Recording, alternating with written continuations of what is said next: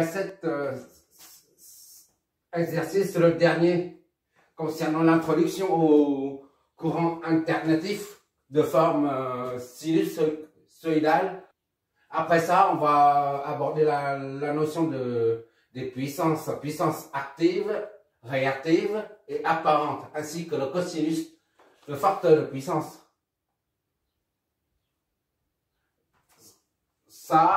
Ça va servir pour le chapitre après, notamment pour corriger le facteur de puissance. Avant de faire ça, je vais un petit rappel concernant un moteur. Un moteur, que ce soit en triphasé ou monophasé. D'accord? Monophasé ou moteur à courant continu.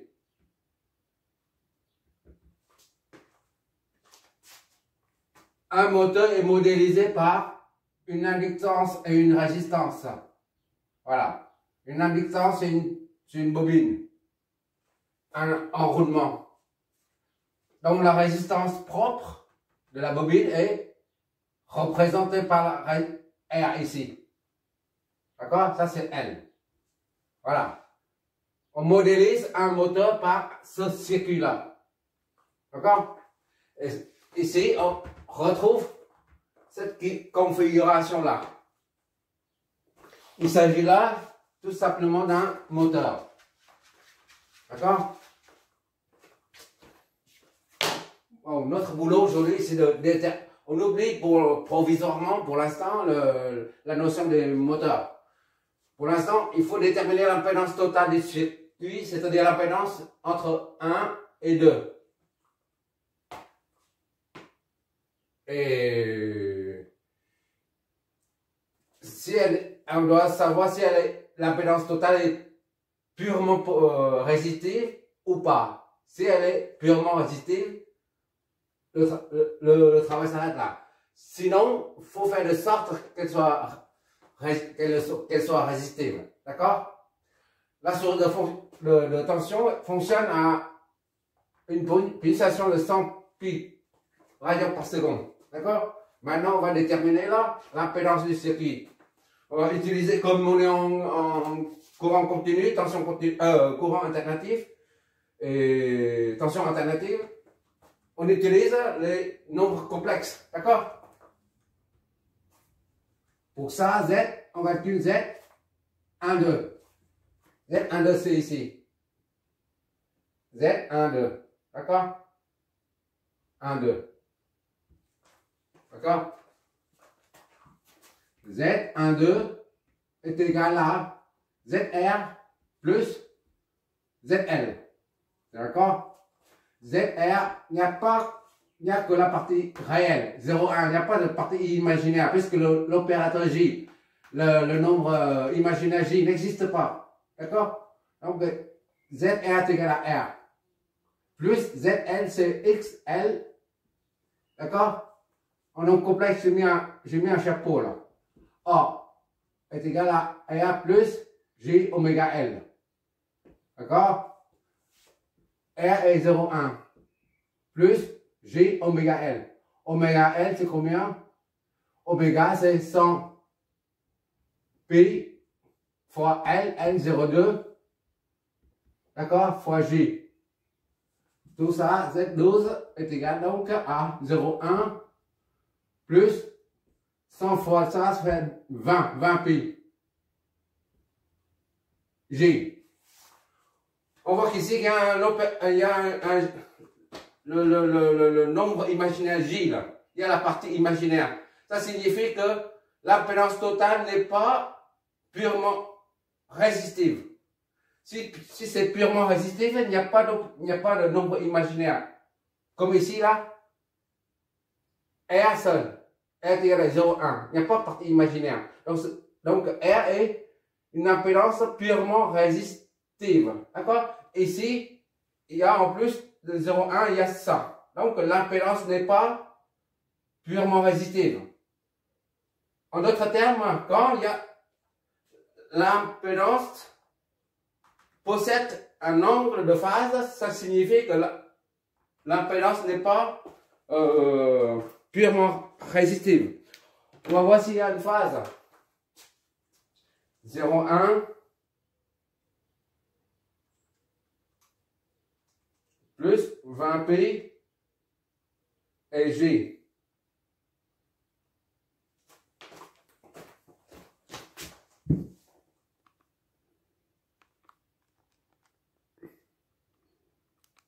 Oui, maintenant, module et phase. Est-ce qu'il y a une phase? Voilà, voilà, il y a une phase. Donc, l'impédance n'est pas purement résistive. Est égal à 62,832. Et la phase, c'est 89,909 degrés ohm. Pourquoi quand il y a une phase, il n'y a pas il ne s'agit plus de l'impédance purement résistive.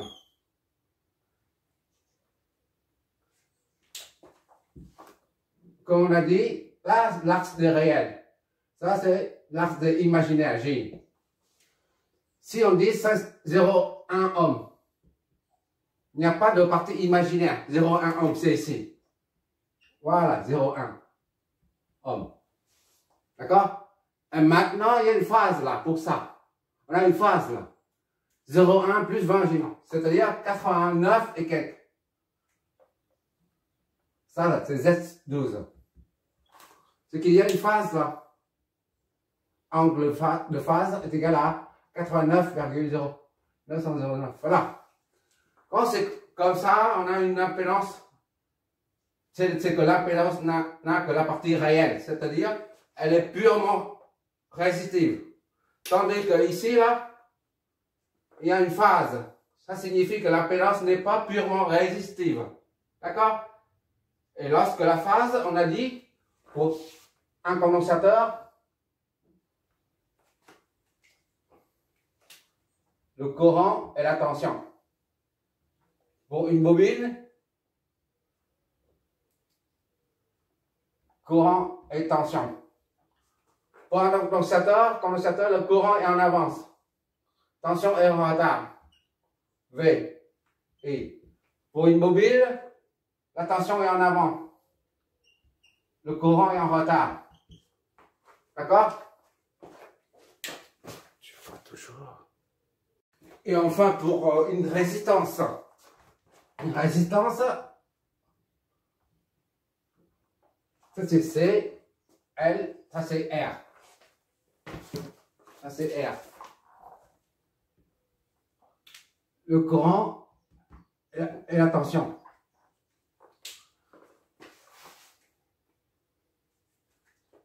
Si on trace sur ça, c'est l'axe.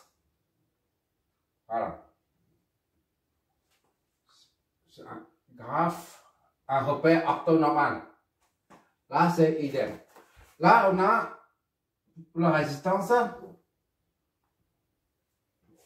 On a la tension et courant en phase. Il n'y a pas de déphasage. D'accord?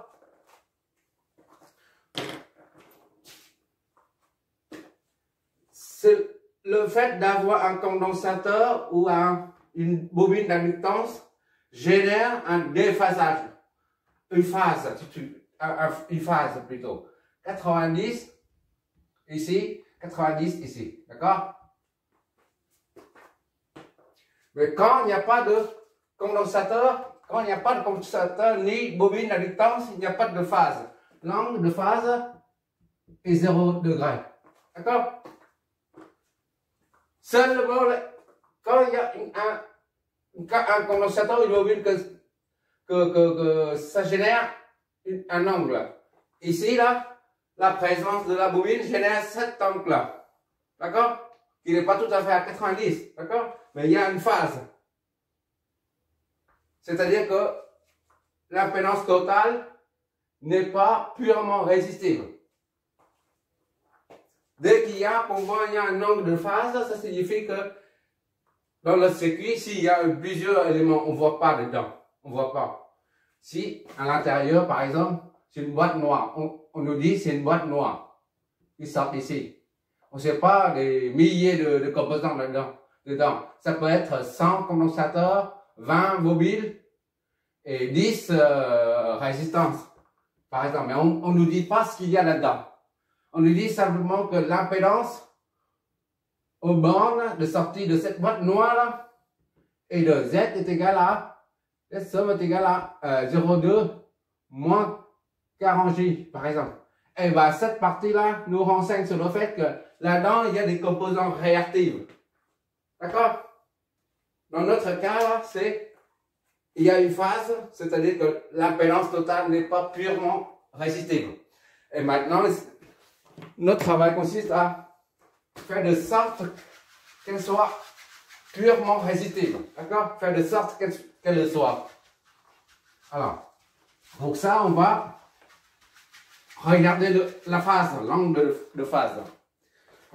Si l'angle de phase est positif, c'est qu'il y a une inductance dans le circuit.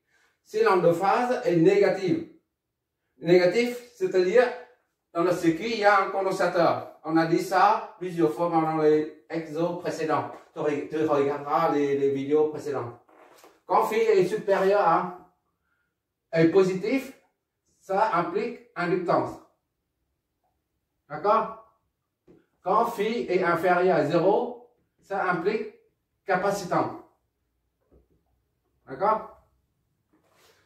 Dans notre cas, phi est supérieur à phi est positif. D'accord? C'est bien une inductance. Là. Et pour que Z12, Z somme soit purement positive, il suffit d'annuler ça. Il suffit d'annuler 20 pJ. D'accord? Et pour ça, on va utiliser un condensateur. Puisque pour une inductance XL, on a J oméga L. Ça, c'est positif. D'accord? Ce qu'on trouve ici, là. Positif. Cette partie est positive. Tandis que pour un condensateur XC plutôt, on a moins 1 sur J oméga C est égal à moins 1 sur oméga C J. D'accord? C'est négatif là. Le fait d'ajouter une quantité négative à une quantité positive, ça s'annule. Donc il suffit d'ajouter un condensateur dans le circuit pour annuler cette partie-là. Donc maintenant on va mettre un condensateur dedans, dans ce circuit-là. On va câbler un condensateur dedans. Est-ce qu'on va le câbler en parallèle ou en série? Par exemple, on met un conducteur comme ça, là. Ça c'est R, existant, et ça c'est L, existant. D'accord? Et ça, c'est la source. Voilà. Est-ce qu'on va câbler comme ça? On va ajouter le condensateur au circuit, là. C'est-à-dire, on met le conducteur ici. D'accord? En série. Ou bien, on va le mettre comme ça, en parallèle. Comme ça. R existant, L existant, et le condensateur ici. À ton avis, on va utiliser quelle configuration? Celle-là ou celle-là? Tu regardes bien si tu prends cette configuration-là. Si tu ajoutes un condensateur pour annuler, comme on a dit, 20 pJ là, si tu ajoutes le condensateur comme ça là, ça va perturber le fonctionnement du circuit RL en série là. D'accord? Tandis que si tu mets là, le condensateur ne va pas perturber le fonctionnement du circuit RL. D'accord? Donc, on va câbler en parallèle. On va mettre ça ici. Condensateur C. Voilà. D'accord?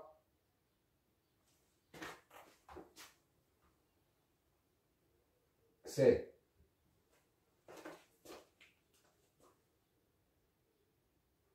C'est pas trop dur, j'espère. Maintenant, on va calculer le C, la capacitance du condensateur à mettre en place, à installer pour annuler 20 PJ et amener Z total à une résistance seule. C'est-à-dire Z, impédance totale est purement résistive, sans la partie imaginaire. Bon, ça c'est première partie là, première question. La deuxième.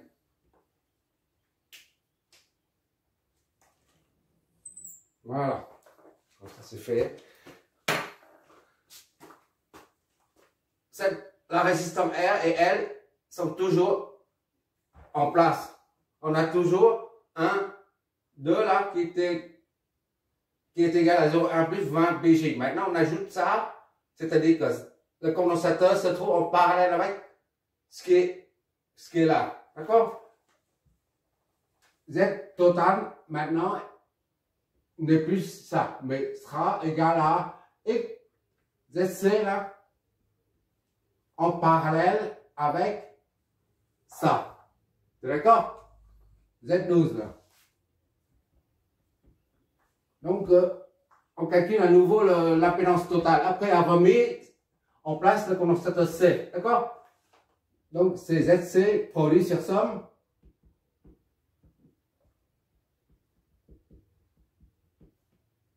Est égal à ZC, c'est X, C fois Z12 sur XC plus Z12. D'accord? Z somme nouveau. Voilà, comme ça, pour bien distinguer.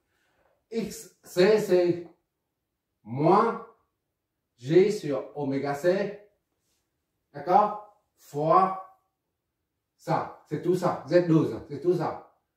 0,1 plus 20 PG divisé par moins G oméga C plus 0,1 20 PG. D'accord?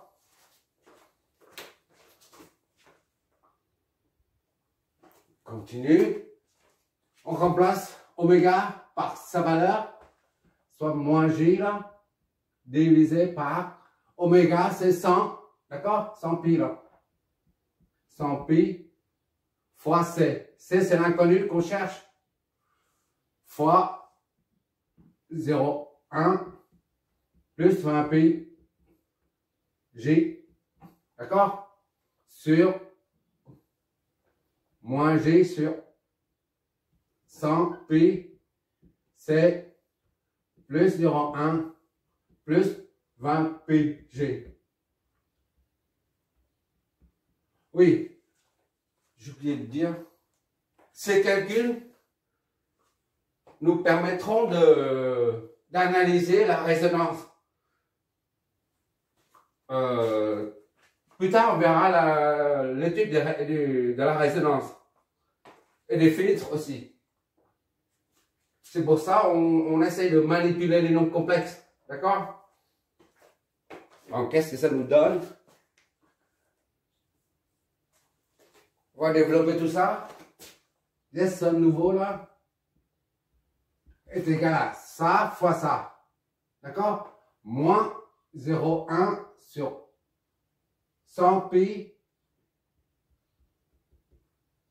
C fois G là. Moins 0,1 sur 100 pi C fois G. Et G fois G, ça fait G au carré. G au carré, ça fait moins 1. Moins 1 et moins, ça fait plus. D'accord? Déjà, ça fait 20 pi sur 100 pi C. 100 pi C. D'accord? G au carré moins 1, plus. Voilà. Divisé par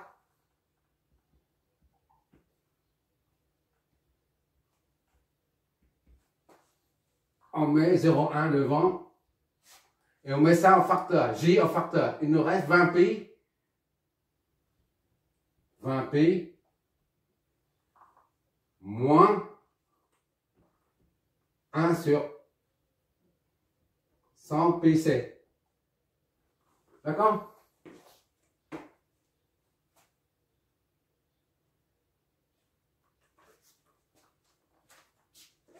Ça, c'est-à-dire, on met ça devant, ça derrière, c'est un J ici, j'ai oublié le J.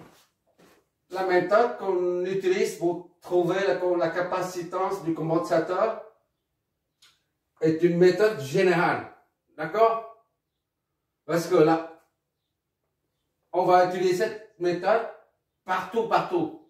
Il y a une méthode simple, très rapide, mais qui n'est valable pour ce circuit, mais pas pour tous les circuits qu'on trouve en électronique. Par contre, la méthode qu'on est en train d'utiliser là, avec les nombres complexes, tout ça, ça a l'air très long, mais ça s'applique à tous les circuits. Surtout en électronique, tu verras, tu seras obligé d'utiliser cette méthode pour déterminer pour annuler les parties imaginaires, un nombre complexe. D'accord? Ça, c'est la méthode générale. Bon, maintenant, il faut, ça, on met devant, ça fait 20,02 sur C. D'accord? 0,2 sur C. Et ça, moins 0,1 sur 100 pi, on laisse comme ça, fois G. Divisé par 0,1 plus ça multiplié en haut, ça fait 2000 pi carré, d'accord? C moins 1 sur 100 pi C G. Voilà. Maintenant, comme il y a l'opérateur J, le nombre imaginaire J en dessous là, ça nous empêche de calculer. Donc il faut faire disparaître le J, le nombre imaginaire J. Et pour ça, on doit utiliser le produit d'un nombre complexe par son conjugué. C'est l'occasion de revoir les nombres complexes. Un nombre complexe Z est égal à A plus JB. D'accord? Et son conjugué s'écrit comme ça là. Une étoile est égal à A moins JB. Tout simplement. D'accord? Et quand tu fais ça fois ça là, Z fois Z conjugué, comme le verbe conjuguer le verbe est égal à A au carré plus B au carré, tout court. D'accord? Voilà. C'est la formule. Tu verras, tu revois le calcul des nombres complexes. Donc ici, on multiplie par son conjugué. Multiplié par son conjugué, ça donne 0,2 sur C moins 0,1 sur 100 pi C G, tout ça multiplié par ça moins ça multiplié par 1 moins 2000 pi au carré C moins 1 sur 100 pi C J. D'accord? Tout ça divisé par A au carré plus B au carré. 2000 pi au carré C moins 1 sur 100 pi C au carré. Il n'y a plus de J là. D'accord? Le J est disparu. Maintenant, on s'occupe d'en haut. Seulement. Donc, on pose ça égal à dénominateur pour ne pas traîner partout. Au lieu d'écrire ça, on écrit ça jusqu'à la fin. D'accord? On va développer tout ça. 0,2. Ça, c'est 0,1. C'est pas un 0,1. D'accord? 0,1 moins. 0, ça va être 0, 0,2 sur C ça fois ça, et ça fois ça. Moins 0,2 sur C fois 2000 pi au carré C moins 1 sur 100 pi C fois J. D'accord? Et ça fois ça fait moins 0,01 sur 100 pi C fois J, qui est là, moins, d'accord, et moins ça fait plus 0,1 sur 100 pi C fois tout ça.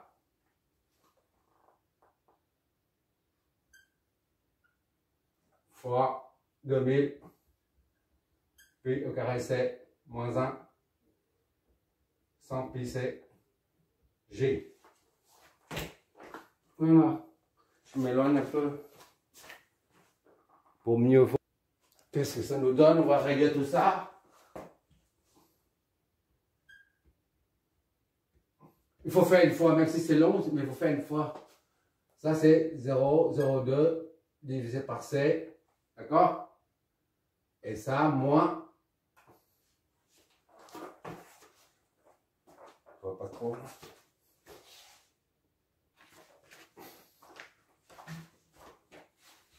Ça. J. Et J, ça fait J au carré. Ça fait moins 1. Moins 1, ça fait ici moins. Moins et plus, ça fait moins. D'accord?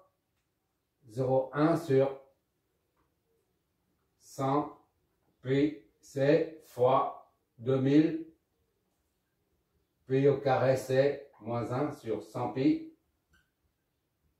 C. D'accord? Ici, il n'y a pas d'opérateur J, là, c'est fini. Et maintenant, il y a J ici, il y a J ici. Ce qui reste, ça c'est fini. En bas, ça c'est en bas, là. Maintenant, on reste ça. On met J en facteur, d'accord? Ça fait plus. Moins J, moins. 0,2 divisé par C fois 2000 pi carré C moins 1 sur 100 pi C. D'accord? Et le J, on met en facteur déjà. Donc, il reste ici plus 0,01 sur 100 pi C. Voilà. D'accord? Je m'éloigne pour mieux voir. C'est seulement en s'éloignant qu'on voit les erreurs. Sinon, on ne voit pas les erreurs. Voilà, ça c'est ça. Et ça c'est ça. Voilà. On met J en facteur. D'accord? Il reste ça. On met moins J en facteur. Moins J en facteur. Il reste ça plus ça. D'accord? Voilà. Sont proches, je ne vois pas. Et tout ça par le dénominateur, c'est-à-dire par ça. Là. Bon, on l'écrit, parce que sinon, on l'écrit, c'est pas grave. On réécrit. 0,1 au carré, c'est somme n. Dans un carré plus 2000 pi au carré c moins 1 100 pi c au carré. Voilà. Je vois toujours, j'espère. Ok, c'est fini. On va passer sur l'autre. Bon. On a dit que pour que l'impédance soit purement résistive, il ne faut pas avoir la phase. D'accord? S'il y a la phase, cela signifie que la phase est due au nombre complexe J, la partie imaginaire là, 20 pi J. C'est cette partie imaginaire qui engendre la phase. D'accord? Mais si on annule, si ça disparaît et ça s'annule, il n'y a pas de phase. D'accord? Et à ce moment-là, l'impédance devient purement résistive. Et bien ici, c'est pareil là. On a trouvé la Z total entre ici et là, maintenant Z total nouveau, on dit, disons Z total nouveau, c'est-à-dire après l'ajout de C. C'est ça, c'est tout ça. D'accord? Et maintenant, pour que l'impédance nouveau là, Z somme N, soit purement résistive, il suffit que sa partie imaginaire soit nulle. T'es d'accord? Ben, il faut, ça c'est, j'aurais écrit sinon, il faut que ça soit clair jusqu'à la fin, du début jusqu'à la fin. 0,02 sur C, 0,2 sur C, je vais jusqu'à la fin. Un peu de patience, moins 0,1 sur 100 pi C. 100 pi C fois 2000 pi au carré C. 2000 pi au carré C moins 1 sur 100 pi C. D'accord? On le détache sur ça. 0,1 au carré plus 2000. Pi carré C moins 1 de tout sur 100 pi C, tout ça au carré. D'accord? Moins ça. 0, tu vois, pas trop loin. Allez, je vois toujours parce que là tu commences à écrire plus petit. C'est pour ça. Bon, maintenant, moins 0,2 sur C. 0,2 sur C.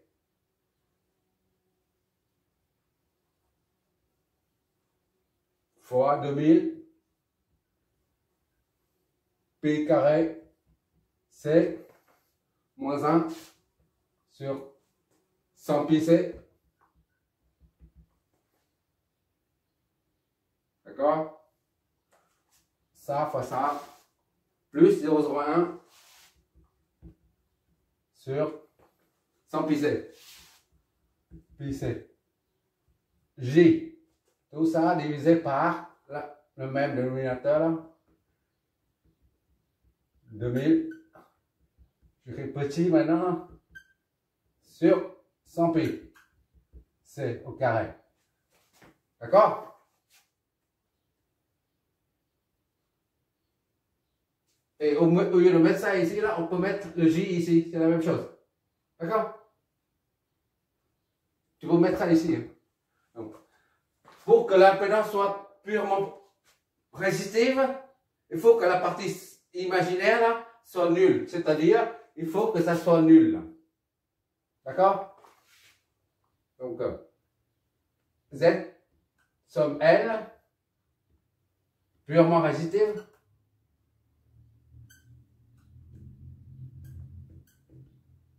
Si seulement si, on a tout ça là, ça nul.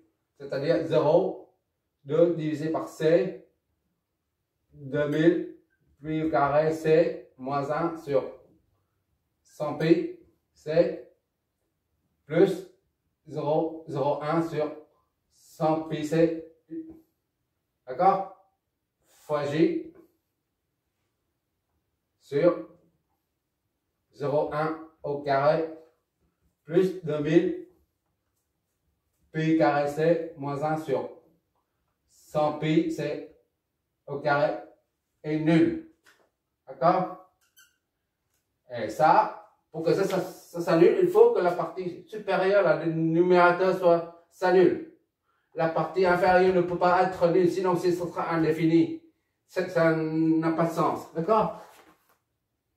C'est-à-dire 0,2 sur C fois 2000 pi carré C moins 1. D'accord? 100 pi C plus 0,01 sur 100 pi C. s'annule. Tout ça s'annule, d'accord? Voilà, je mets comme ça, c'est bien.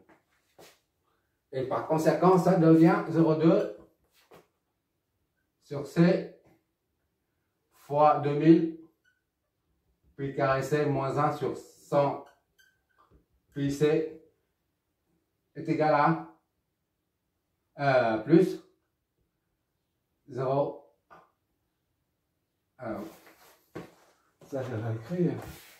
C'est pas bon de le réécrire tout le temps.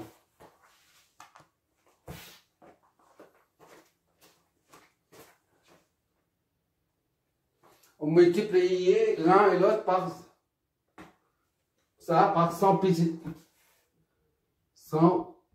c au carré, d'accord? Multiplication. Ça donne 0,2. Ça et ça, c'est 100 pi c au carré. D'accord? Il reste 0,2. 2000 pi carré c moins 1. Je vois toujours. Ok, c'est bon. Plus 0,01. D'accord? C'est égal à 0. Voilà.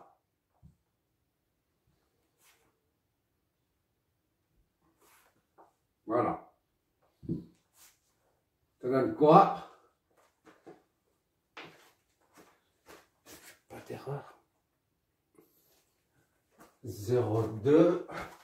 0,2 fois ça. 2 fois 2, 4. D'accord? On ajoute 2 zéros. 1, 2, 3. Ça va 400. D'accord?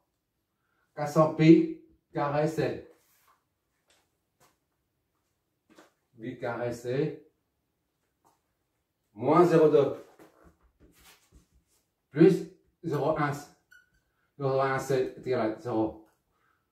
D'accord? Donc, on met C en facteur. 400 pi carré C. C moins un facteur. Il nous reste plus 0,1. 1. Moins 0,2 est égal à 0. Et par conséquent, C est égal à 0,2 sur 400 pi carré plus 0,01. Qu'est-ce que ça nous donne comme capacitance?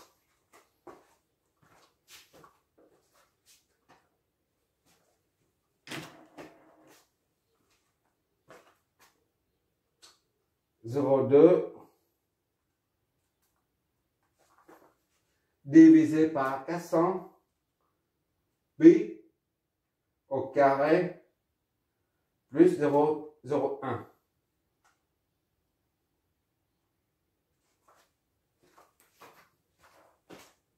Voilà.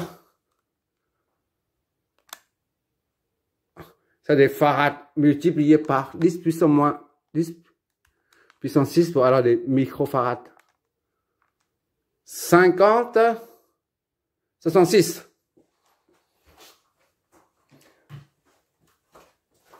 C est égal à 50, 66 microfarads. D'accord?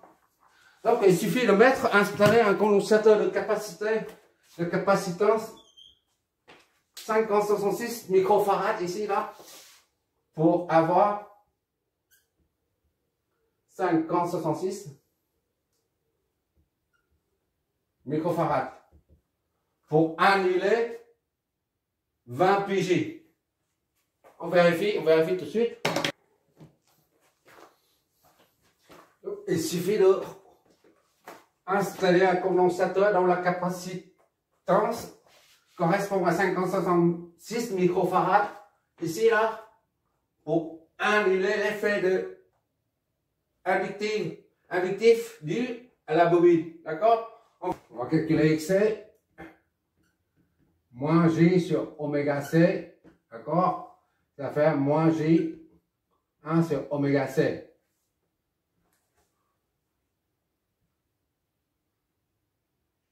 Voilà. Au lieu de... Il faut vérifier. Hein. Après, on vérifie l'impédance totale après.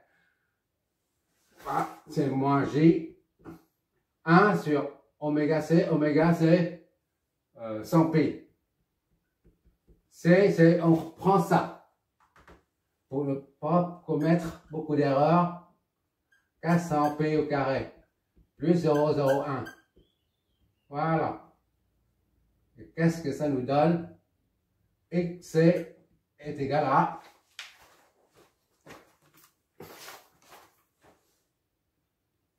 qu'est-ce que ça nous donne?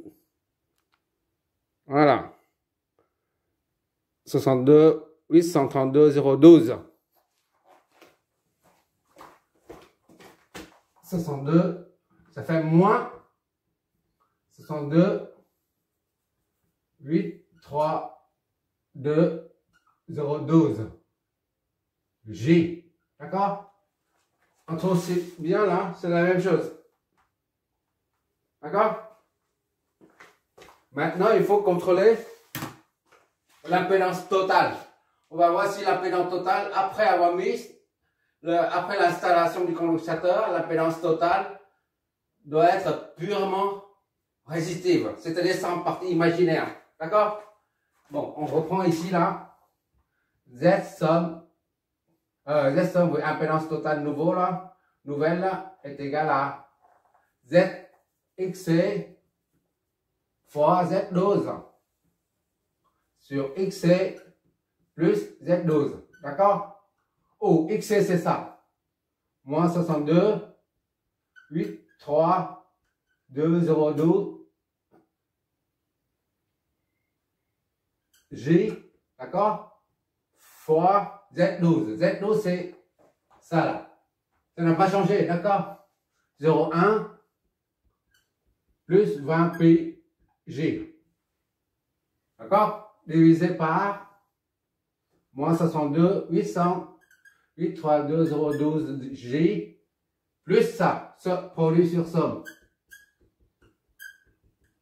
Et normalement, on doit avoir une impédance totale qui n'a pas de partie imaginaire. C'est-à-dire la partie imaginaire est nulle. D'accord? On vérifie tout de suite. Est-ce que c'est bon? On réutilise le résultat de XC précédent. D'accord? Voilà. Moins le résultat précédent est J. D'accord? Ça nous donne, voilà, 39 478,5 ohms et 0 J. C'est-à-dire il n'y a pas de partie imaginaire. Là, c'est 39 4 7 8,5 et plus 0 J. Soit Z somme N est égal à 3, 9, 4, 7, 8,5 ohms. D'accord? Il n'y a pas de partie imaginaire, c'est purement résistif. Soit 39,48 kilo-ohms. Voilà. Une fois le condensateur de 50-66 microfarads est installé, l'impédance totale, c'est 39,48 kilo, purement résistif. Il n'y a pas de partie J là, 0 J. Voilà, c'est terminé. C'est-à-dire qu'il n'y a pas de phase. Soit 39, 4, 7, 8,5 et la phase est nulle. J, c'est l'opérateur qui génère la phase. Or, il n'y a pas de phase, il n'y a pas de J, c'est-à-dire qu'il n'y a pas de phase. Et par conséquent, ça implique une résistance ou une impédance pure. Autrement dit, en d'autres termes, la source voit tout ça comme un circuit purement résistif, où il n'y a pas de condensateur ni inductance. D'accord? C'est ça qu'on va utiliser